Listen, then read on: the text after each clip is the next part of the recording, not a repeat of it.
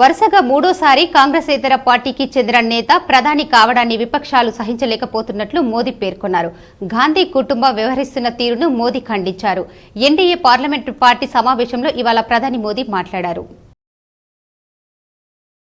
బాలీవుడ్ కండలవీరుడు సల్మాన్ ఖాన్ ఇంటి వద్ద ఇటీవలే కాల్పులు ఘటన తీవ్ర కలకలం సృష్టించిన విషయం తెలిసిందే. ఈ ఘటనపై పోలీసులు ముమ్మరంగా దర్యాప్తు చేపడుతున్నారు. ఈ కేసు విచారణలో సంచలన విషయాలు వెలుగుచూస్తున్నాయి.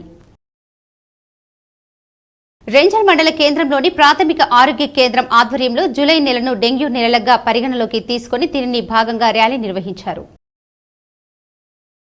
ఎడపల్లి మండలం జాన్కంపేట్ గ్రామ శివారులోని ప్రముఖ పుణ్యక్షేత్రం లక్ష్మీ నరసింహస్వామి ఆలయంలో గత రాత్రి దుండగులు చోరీకి యత్నించారు.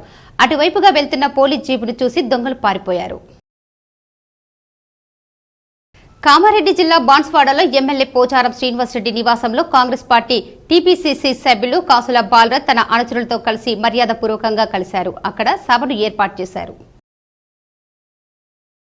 నిర్మల్ జిల్లా బాసర గోదావరి నది ఎగువ ప్రాంతం మహారాష్ట్రలోని బాబ్లీ ప్రాజెక్టు గేట్లను త్రిసభ్య కమిటీ ఆధ్వర్యంలో గేట్లను అధికారులు ఎత్తివేశారు. దీంతో బాసర శ్రీ జ్ఞాన సరస్వతి క్షేత్ర సమీపంలో గల గోదావరి నది ఉప్పొంగి ప్రవహిస్తోంది. రేంజల్ మండలంలోని కూనెపల్లి జిల్లా పరిషత్ పాఠశాలలో విద్యార్థులకు సీజనల్ వ్యాధుల పట్ల అవగాహన కల్పించారు. ముప్కాల్ మండల కేంద్రంలోని ఎంఆర్ఓ కార్యాలయం వద్ద లబ్ధిదారులకు కళ్యాణ లక్ష్మి షాదీ ముబారక్ చెక్కులను పంపిణీ చేశారు. ఇండియన్ మెడికల్ అసోసియేషన్ నిజామాబాద్ వారి ఆధ్వర్యంలో జాతీయ వైద్యుల దినోత్సవాన్ని పురస్కరించుకుని హోటల్ హాల్లో నిర్వహించిన కార్యక్రమంలో డాక్టర్ బీసీ రాయ్ చిత్రపటానికి ఐఎంఏ డాక్టర్లు నివాళులు అర్పించారు.